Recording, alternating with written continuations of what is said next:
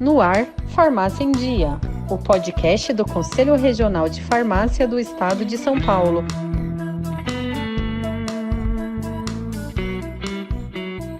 Olá, ouvintes do Farmácia em Dia. É um prazer estar com vocês aqui no podcast Farmácia em Dia, iniciativa do Conselho Regional de Farmácia do Estado de São Paulo, que traz temas relevantes para a prática profissional e para o fortalecimento da nossa profissão. Eu sou a doutora Thais Adriana do Carmo, farmacêutica e doutora em saúde coletiva e coordenadora do Grupo Técnico de Trabalho de Óleos Essenciais e Aromaterapia do CRF São Paulo.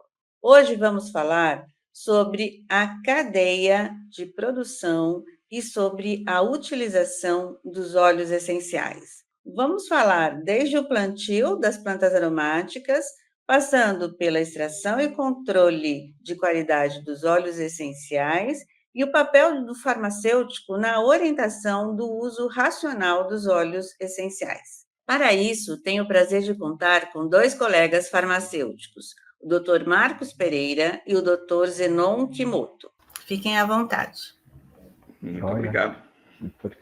O Zenon e eu, nós vamos fazer aqui um bate-papo, né, falando sobre a planta, da planta até o óleo essencial. E nesse bate-papo a gente vai colocando as nossas visões e eu principalmente vou falar um pouquinho sobre a qualidade. Para começar, a gente vai falar um pouquinho sobre essa definição de óleo essencial, que é aquela definição corriqueira que todos nós conhecemos, né? Que são produtos extraídos por arraste a vapor de plantas, né? Ou a expressão dos pericarpos, né? Aquilo que a gente usa corriqueiramente para falar sobre o óleo essencial. Mas eu acho que o produtor, a pessoa, cada um nós temos uma definição do como a gente vê esse óleo essencial, né? E aí, Zenon, quer colocar a sua definição aí? O meu ponto de abordagem ao tema refere-se mais ao uso dele como um insumo farmacêutico, né? Então, a pesquisa inicial que eu comecei de olhar o mercado foi nesse sentido, né? Então, aqui dentro do grupo, a gente, cada um, assim, tem um assunto em comum que é o óleo essencial, mas cada um procura usar ele de uma forma diferente, tem uma visão de mercado diferente para ele, né? Então, essa é a riqueza que a gente procura trazer hoje para vocês, né? De trazer esse conhecimento, de avaliar, tem essa oportunidade para eu poder trabalhar, para como posso atuar, então seria mais essa provocação, né? Agora, doutor, uma pergunta, né? Qual seria essa função desse óleo essencial para a planta? Esse é o grande motivo, né?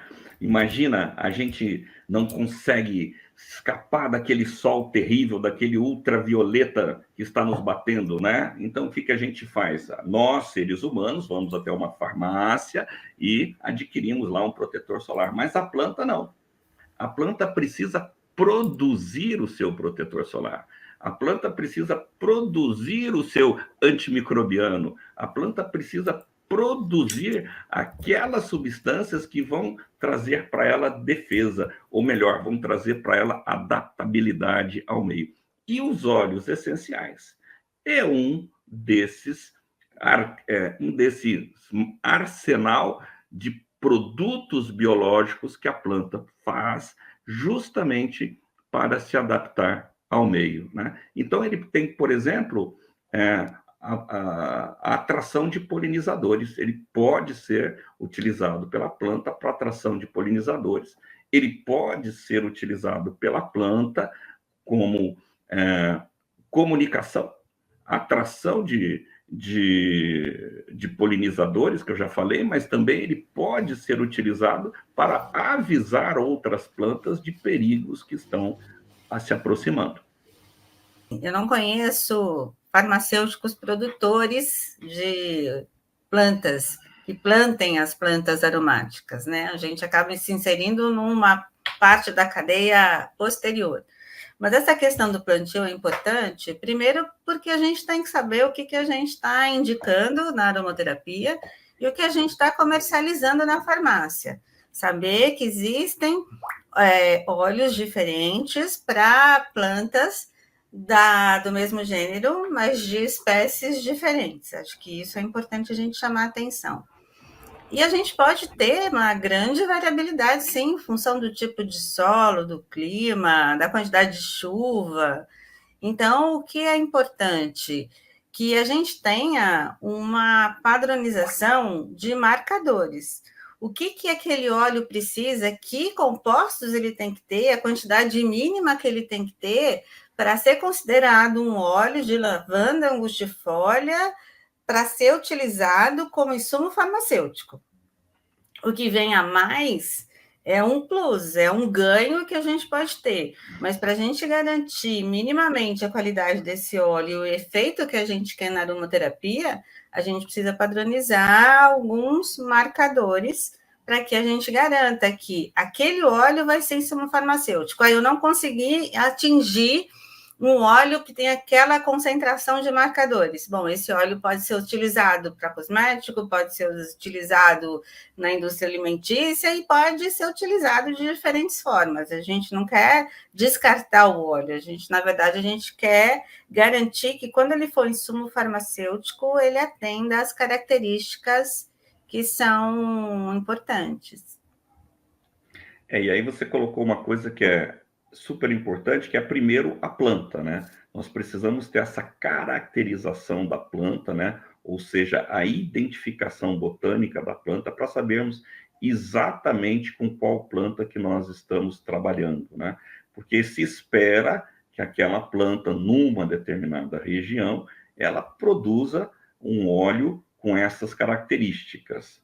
Pode ser também que a mesma planta numa outra região, ou às vezes na mesma região, você pode ter um quimiotipo. Então, a gente precisa conhecer esta composição do óleo para que a pessoa que tenha um conhecimento aí da aromaterapia ou um conhecimento das fórmulas farmacêuticas, poder utilizar aquele óleo dentro dessas características da sua composição. Nessa parte de manutenção da planta, a gente tem que ter algum cuidado, etapas de colheita, como é que o senhor avalia esse ponto? Isso que é uma coisa assim, bem interessante, Zenon, porque os tratos culturais eles são extremamente importantes, né? Para a gente poder ter uma maior produção de biomassa das plantas, né? E o momento da colheita, a gente tem que se conhecer bem, porque é o momento onde a gente tem a maior quantidade de princípios ativos. Vamos colocar como princípio ativo, né? A maior quantidade de óleo essencial. E também a gente busca a menor variação nessa composição. Não será igual. De um ano para o outro, de uma colheita para outra, pequenas variações ocorrerão.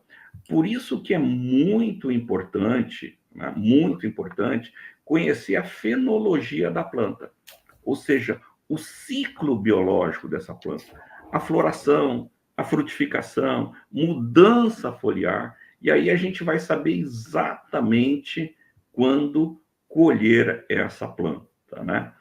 E aí eu até vou fazer aqui, contar um caso estranho que aconteceu comigo. A gente estava fora do Brasil e nós perguntamos para uma pessoa como ele sabia qual era o momento de fazer a colheita daquelas plantas. Ele nos olhou com uma cara, mas sabe aquela cara de falar assim, mas que pergunta mais sem cabimento, como eles não sabem qual é o momento de fazer a colheita? Isso que eu li na expressão do rosto dele, né? E aí depois ele se tocou, que era a quinta geração da família que plantavam, né? Então, eles conheciam bem a fenologia da planta, sabiam o momento de colher. E se ele tivesse alguma dúvida, ele fazia um teste lá no laboratório para ver se já realmente estava na hora de colher. Traduzindo, ele não me disse qual era o momento da colheita, mas nós observamos, por exemplo, a presença de muitas abelhas naquele momento. E quando as abelhas reduzem a sua quantidade, é o momento de colheita daquela planta. Então, tem vários fatores que estão em torno assim da observação, né? Então, o produtor, ele tem esse feeling, né? Porque ele está ali no dia a dia lidando com aquela planta. É a experiência prática, né, que faz a diferença, né? Experiência prática, né? Se envolver nesse processo. Marcos, quando a gente fala nessa cadeia produtiva do óleo, que começa lá na planta até ele chegar na farmácia, eu, como farmacêutica, posso definir, entrar nessa cadeia em algum momento. Então, eu não preciso plantar, eu não preciso ter uma propriedade onde eu plante a planta aromática que eu vou utilizar. Eu posso montar uma destilaria. Mas qual o cuidado que eu tenho que ter, por exemplo, se eu monto uma destilaria? A planta que vai chegar para mim, qual o prazo que eu tenho para que essa planta chegue para mim, para que eu possa destilar e não perca ativo, teor? Como é que eu garanto isso? Isso é algo assim interessante, doutora Thais, porque existem algumas plantas que nós esperamos um pouco mais para entrar no processo de extração. Por que nós esperamos um pouco mais? Porque essas plantas, à medida que nós cortamos a planta, começam algumas enzimas a trabalhar, algumas hidrólises começam a ocorrer, e para algumas plantas, ela é interessante nós esperarmos 1 a 2 dias para depois fazermos a extração. Plantas arbustivas, é melhor fazer a extração o mais rápido possível. Também os simbopógons, né, os capins, é preferível fazer a extração o mais rápido possível. E lembrando do simbopógon e falando também da forma de colocar os capins dentro da dorna, a gente tem que tomar um cuidado, porque quando um capim encosta no outro assim, você diminui o processo de extração. Então, quando a gente for colocar, de preferência, e fazendo esses cruzamentos para que a gente possa obter melhor. Mas isso é de preferência, a gente não demorar muito, de forma geral, para as plantas arbustivas, mas algumas plantas a gente espera 24 horas, 48 horas, para melhorar a concentração de alguns princípios ativos. Isso é o caso, por exemplo, do terpinem 4-ol, onde a gente espera um pouquinho mais para que ele possa ampliar a sua concentração dentro da planta. Então, até isso eu tenho que pensar. Se eu for montar uma destilaria, está próximo do produtor, pesquisar os produtores ao meu redor para tentar fazer uma linha de óleos que seja de maior fácil controle, por Exatamente. exemplo, da questão do teor. Exatamente. E você está falando em algo super, super importante, que é o trabalho cooperativado. Né? Isso é muito importante, né? As pessoas se juntarem para produzirem, né? Para facilitar, porque senão você vai ter que ter uma quantidade gigantesca de terra, né? Então, existem algumas iniciativas onde as pessoas pedem para as pessoas na sua proximidade da destilaria destinarem uma área para plantar aquilo que é o objeto do processo de destilação o objeto que aquela destilaria gostaria de produzir em maior escala. Então, ela divide a lucratividade com aquelas pessoas posteriormente. Né? Olha. Falando de qualidade, doutor, como é que seria esse processo? E aí, né? Chegamos ao óleo essencial, né? E com qualidade, sem qualidade. Então, aí a gente vê assim, né? A pessoa tem a planta certificada, a planta identificada, buscou um solo adequado, buscou uma região onde não tem ninguém próximo que usa agrotóxico, o solo não tem contaminação de metais pesados, fez os tratos culturais adequados, né? O que eu vou dizer desse óleo? Eu vou dizer, sim, esse óleo é excepcional, é um óleo muito bom. Agora, muito bom, como? Como que eu vou utilizar esse óleo? Esse é o segredo, né? Então, a qualidade desse óleo, ela está diretamente ligada à sua produção. Produziu adequadamente, fez lá a certificação, tem uns que tem até certificação orgânica, fez todo o processo mas não se encaixa, por exemplo, aí eu coloquei, por exemplo, não se encaixa na ISO. Mas claro que não vai se encaixar na ISO. Eu estou aqui no sul do Brasil, estou no norte do Brasil, estou no oeste do Brasil, dificilmente vai se encaixar na ISO. Mas nem sempre existem plantas aqui no Brasil que elas se encaixam perfeitinho naquilo que a ISO diz. Então, você tem o quê? Você tem um produto de qualidade internacional. Produto que você pode vender para o mundo. E aí já entra o Zenon falando de mercado, né? Então, o que nós precisamos? Nós precisamos descobrir o nosso terroir, fazer as nossas pesquisas, e aqui vem um parêntese, né, que é um trabalho da doutora Thais, de aumentar, e do GTT, de óleos essenciais, de aumentar na farmacopeia brasileira a quantidade de óleos essenciais. Então, isso é importante para que a gente possa conhecer os óleos essenciais brasileiros de forma mais intensa e saber ali como utilizá-los, né? O mercado que define isso, né, depois, né? Então, a gente tendo um produto bacana, o mercado aceitando, é o que vai prevalecer, né? É o que vai prevalecer. Agora, uma coisa, Marcos. Pois não. Você faz, por exemplo, fez análise do teor, dos bioativos, é um óleo de qualidade. Qual é o prazo de validade deste óleo? Por quanto tempo a gente vai encontrar esse teor dos ativos? Porque eu não vejo essa discussão também. Isso é muito importante. Isso é muito importante. Inclusive, esses dias nós fizemos análise de um óleo e nós percebemos um teor maior de água no óleo. Olha só, havia água emulsionada nesse óleo. Ou seja, não fizeram aquela secagem, retirada de água que fica emulsionada no óleo. O que estava acontecendo? Esse óleo teria um teor de um prazo de validade muito reduzido em relação aos demais. Por quê? Porque iriam acontecer hidrólises. Essas hidrólises iriam mudar essas moléculas. Em geral, se usa 2 anos para os óleos essenciais, mas você tem que pensar no processo de armazenamento. Você tem que pensar no gotejador, né? Qual o volume de gotejador, porque se é um gotejador que sai uma gota muito grande, significa que também entra muito ar. Se você guarda esse óleo essencial na geladeira, e aí vem um alerta, né? Se eu guardo na geladeira, o que eu faço? Eu melhoro a absorção de oxigênio.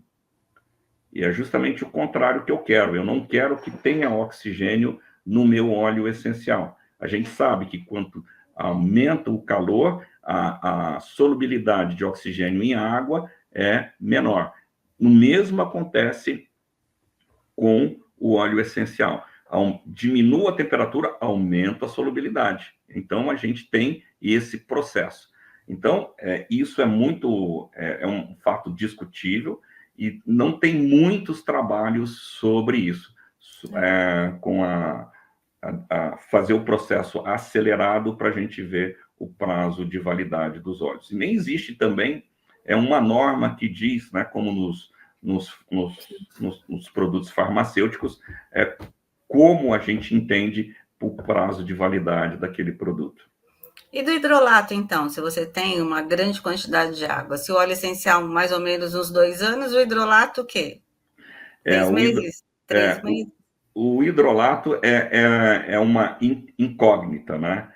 Primeiro porque ele é um produto novo e nós estamos trabalhando com os hidrolatos para tentar justamente definir esses prazos de validade do hidrolato. Mas lembre-se, o hidrolato, pessoal, tem que ser adicionado algum composto para evitar o desenvolvimento bacteriano. Mas o meu óleo essencial, ele já é um antibacteriano forte. Sim, ele funciona, mas o hidrolato não é um óleo essencial. O hidrolato tem alguns compostos do óleo essencial. Então, isso é algo que ainda está nebuloso. Tocaste num ponto bem importante e nebuloso e que precisa da academia desenvolver um pouco mais sobre o hidrolato. Aqui no Brasil, nós ainda não estamos desenvolvendo muitos trabalhos com o hidrolato e precisamos começar para dar suporte a quem? Para dar suporte aos produtores, né? Para dar suporte às pessoas que querem utilizar esse hidrolato de uma forma mais segura, né? E aí sim o farmacêutico tem um papel bem importante nessa área. Agora eu vou trazer um pouco da questão das oportunidades para farmacêuticos. Aí trago a opinião dos colegas aí, o que eles acham, quais são as oportunidades que temos atualmente. Doutora Thais, doutor Marcos. Bom, eu como coordenadora do GT e participei da criação desse grupo de trabalho técnico dentro do CRF, eu vejo como uma grande oportunidade para o farmacêutico. É o que eu falo, a gente não precisa estar lá no início da cadeia produtiva, mas a gente pode estar atuando na aromaterapia, e a gente pode trabalhar com isso na farmácia, a gente pode incorporar a aromaterapia no cuidado farmacêutico, e a gente pode trabalhar, e é isso que a gente vem buscando, na utilização do óleo essencial como insumo farmacêutico, ou seja, como um medicamento, como um fitoterápico. Para isso, a gente tem que ampliar as pesquisas, ter segurança, saber da toxicidade desses óleos, mas eu acho que é um campo de atuação muito bom para o farmacêutico, porque nós entendemos dessa química da vida, que está dentro do óleo essencial. O óleo essencial é um conjunto de compostos orgânicos, e a gente estuda esses compostos, a gente consegue entender a ação deles no organismo, e a gente pode atuar com muita segurança na área dos óleos essenciais. Eu sou suspeito para falar, porque teve uma amiga minha que falou assim, ué, Marcos, você é farmacêutico, mas você não era químico? Eu só fiz farmácia por causa dos óleos essenciais, justamente porque eu precisava conhecer um pouco mais da estrutura da planta, que o farmacêutico tem essa visão, e principalmente da ação farmacológica, farmacocinética, que as moléculas têm no corpo. Então, eu só fiz mesmo farmácia com esse objetivo bem claro. Então, eu sou farmacêutico novinho aqui, sabe, pessoal? Eu sou bem jovem como farmacêutico, pelo menos isso, né? Marcos, vou trazer uma pergunta para você, Marcos. No caso de controle de qualidade, como é que você vê a parte do expansão do mercado? Como é que está o trabalho farmacêutico? Hoje, ainda por falta de regulamentações locais, esse é um segmento que ainda está engatinhando. Como é que o senhor avalia esse ponto aí?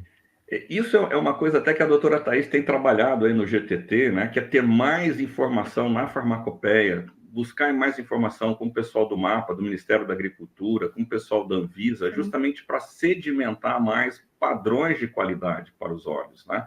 A gente precisa ter. Eu vejo, assim, muitas pessoas fazem uma cromatografia, entregam uma cromatografia, mas isso não é suficiente. Primeiro, porque a grande maioria não entende o que é uma cromatografia. E se há algumas adulterações que não são pegas na cromatografia, isso fica muito complicado. Então, ainda tem um campo bastante grande, o farmacêutico e o químico podem atuar nessa área, né? E acho que temos um campo aí para ser desenvolvido bastante grande, né? Então, a falta de regulamentação ainda está impactando, travando um pouco essa expansão desse profissional, né, hoje, né? E a doutora Thais tem uma luta já antiga nisso, né, doutora? Sim, é isso que a gente está brigando bastante, né? Eu falo que a primeira vez que eu fui obrigada a assistir uma palestra de óleo essencial, porque eu fui obrigada, eu estava num curso de pós-graduação, e nós ia ter uma aula de óleos essenciais com o pessoal que tinha vindo dos Estados Unidos, e eu fui assim, imaginando que eu não queria fazer parte daquilo, porque eu sou uma pessoa muito cética, e para mim óleo essencial era uma coisa mística, né? Eu nunca tinha me interessado por óleos essenciais, então para mim era uma coisa assim, vou colocar a minha vela aromática, o meu incenso, e vou achar que aquilo é uma sessão de cura. E durante a palestra, aqui foi me caindo a ficha que, na verdade, os óleos essenciais eram compostos orgânicos, eram compostos de moléculas. E essas moléculas, por que elas fazem efeito? Porque todo odor ele é composto de uma molécula volátil, de um composto volátil. Então, a gente só sente o cheiro porque aquela molécula evapora, a gente absorve e ela estimula os nossos nervos olfatórios. Então, isso para mim, quando naquele momento eu percebi isso e eu comecei a estudar e prestar atenção no que estava acontecendo, é que me acendeu essa questão do papel do farmacêutico em relação aos óleos essenciais, a importância da gente brigar por uma legislação que dê suporte para as nossas práticas, que garanta óleos de qualidade para os objetivos a que eles se destinam e que a gente consiga incorporá-los na farmacopeia para que a gente possa utilizá-los como fitoterápico. Porque, como homeopata, como sanitarista, dentro do SUS, eu acho que é importante que a gente possa incorporar essas práticas dentro, né, do SUS, ampliando o acesso, mas a gente tem que ter segurança do produto que a gente está trabalhando. Então, tem muita discussão. Eu acho que o importante, assim, é trazer para vocês que a gente está atento a esse assunto, a gente está na defesa dos óleos essenciais, a gente quer sim ter um produto de qualidade e a gente vem buscando parâmetros para que a gente possa trabalhar de uma forma adequada, racional e que não transforme o uso dos óleos essenciais num problema de saúde pública como a gente tem visto hoje, porque as pessoas estão usando de forma inadequada, a gente está vendo casos de ingestão de produtos que não são destinados à ingestão, a gente fica preocupado, sim, assim como a gente se preocupa com o uso irracional dos medicamentos, também com esse uso irracional e inadequado dos óleos essenciais, tem contraindicações, podem trazer problemas, e a gente está vendo nesse movimento de tentar agregar também outros profissionais nessa nossa caminhada, porque é um trabalho que é multiprofissional, a gente sabe disso. E quem sabe com a força de várias entidades, de várias categorias profissionais, a gente consiga realmente ter um panorama melhor para a aromaterapia, para os óleos essenciais, porque o mercado está aí e pode absorver, assim, com certeza, o profissional farmacêutico. Então, queria agradecer o Dr. Zenon, muito obrigada pelo trabalho que você tem feito aí no nosso GT, Dr. Marcos também, que entrou no nosso GT mais recentemente, e a gente está aberto aí para farmacêuticos e estudantes de farmácia que queiram participar do GT, estão convidados, é só entrar em contato com o DETEP. Vocês querem encerrar? Fazer uma palavra aí, Marcos, Zenon? Marcos, por favor. Obrigado, Zenon. Então, como última palavra, né, pessoal, nessa minha caminhada aí, eu admiro muito os produtores, que é um trabalho duro, incansável, né? Eu vejo produtores extremamente orgulhosos da sua plantação, mas às vezes desanimado, né? Desanimado com o mercado, desanimado com o que acontece. E o farmacêutico, né, que está ali na farmácia de manipulação, que está produzindo e utilizando como insumo farmacêutico os óleos essenciais, exige a qualidade, né?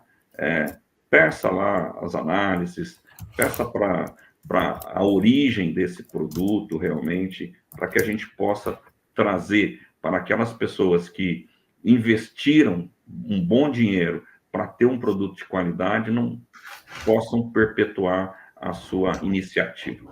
Um grande abraço a todos. Muito obrigado, pessoal. Um grande abraço a todos. Obrigado, doutora, pelo convite. Zenon, foi um prazer dividir isso aqui com você. Eu também gostaria de agradecer a oportunidade, foi uma experiência muito agradável para mim. Também queria ressaltar que assim, é um mercado que eu acho que vai ter uma grande expansão, viu? Eu estou muito otimista com esse mercado no futuro, de como a gente vai utilizar. Acho que um farmacêutico tem que ser o grande guardião do uso correto, da segurança do produto, porque acho que um consumidor final, quando, por exemplo, coloca esse produto para ingestão de uma criança, não está fazendo por maldade, está fazendo por amor, assim, né? Está acreditando que aquilo vai trazer benefício. Então, acho que cabe a nós zelar por um bom uso e alertar também os consumidores desse tipo de coisa não acontecer. Eu também quero agradecer a todos e espero ter agregado valor aí no processo. Gente, muito obrigada pela participação de todos, doutor Marcos, doutor Zenon, e um cheirinho bom para todo mundo. Até mais.